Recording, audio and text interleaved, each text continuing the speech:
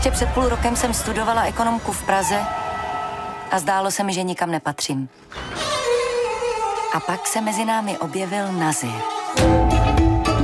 Věděla jsem hned, že je to chlap mýho života. Hodí na tebe burku a zamkne tě doma, abys mu rodila děti. Všichni mě varovali. Nevíš, do čeho jdeš?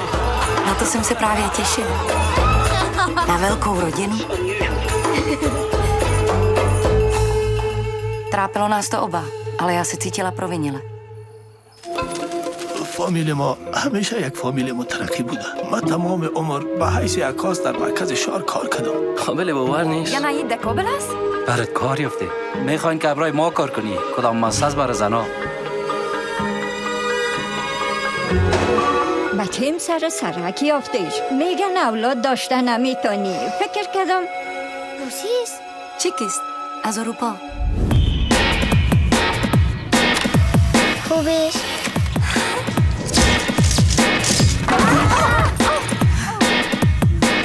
رفیع اولتان است که میبینی.